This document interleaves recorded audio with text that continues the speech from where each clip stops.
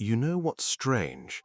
People often assume that if you prefer animals over people, something must be missing, like you're avoiding connection, like you're retreating. But what if it's not about avoidance at all? What if it's about recognition? Because if you've ever found yourself choosing your cat's company over most conversations, not out of habit, but out of instinct, then you've probably felt it, that quiet sense that something about this connection just fits.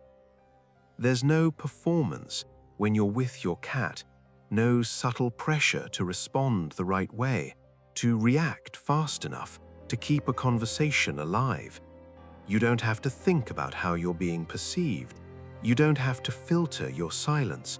You can sit there, doing nothing, saying nothing, and somehow it doesn't feel empty. It feels complete. And that alone sets it apart from most human interactions. Because most interactions between people are built on exchange, words, reactions, attention, energy. Even when it's subtle, there's usually an expectation underneath it all, a rhythm you're supposed to follow, a version of yourself you're expected to maintain. And if you're someone who naturally processes things more deeply, that constant adjustment can become exhausting, even if you don't notice it right away. But your cat doesn't ask for any of that. It doesn't expect you to explain your mood. It doesn't need reassurance through words.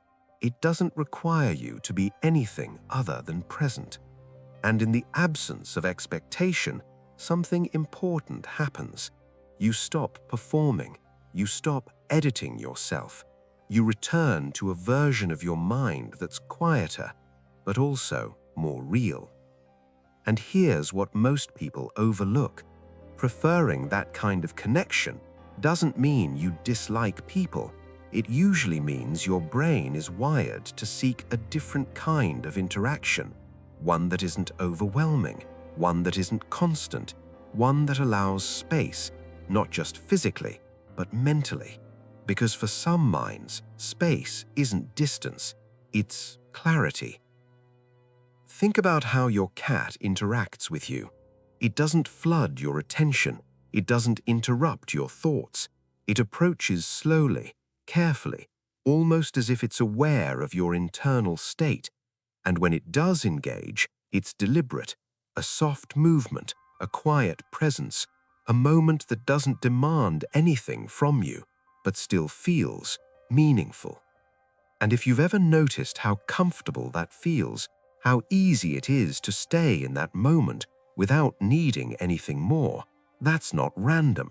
That's your nervous system recognizing a low-pressure environment, a space where it doesn't have to stay alert or interpret constantly or prepare responses, a space where it can finally slow down. Psychologically, this often connects to something known as deep processing sensitivity. Some people don't just experience interactions on the surface, they absorb tone, body language, subtle shifts in energy, often without realizing it. And over time, that kind of awareness can become tiring, not because connection is unwanted, but because it rarely feels simple. Cats, on the other hand, operate differently. They communicate in small signals, minimal but precise. They don't overwhelm your senses. They don't compete for your attention. They exist alongside you rather than pulling you out of your own internal space. And for a mind that values depth over volume, that kind of presence feels natural. Which is why, little by little, something shifts. You don't just enjoy your cat's company, you start to trust it, not in a dramatic way, not consciously, but in the way your body relaxes when they're near, in the way your thoughts slow down, in the way you stop scanning, stop adjusting, stop anticipating. And that's where something subtle begins to take shape. You start to realize that the comfort you feel around your cat isn't just about calmness, it's about alignment. The way your internal rhythm seems to match theirs, slow when you need it to be slow, still when you need stillness. There's no friction, no interruption, just a quiet synchronization that feels almost effortless. Most people don't think about connection this way. They associate it with conversation, with shared activities, with visible expressions of closeness. But connection doesn't always need to be loud to be real. Sometimes it exists in the absence of noise. And maybe it's not that you love cats more than people.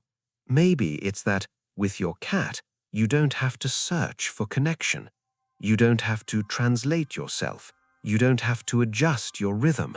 You're already understood in the only way that really matters.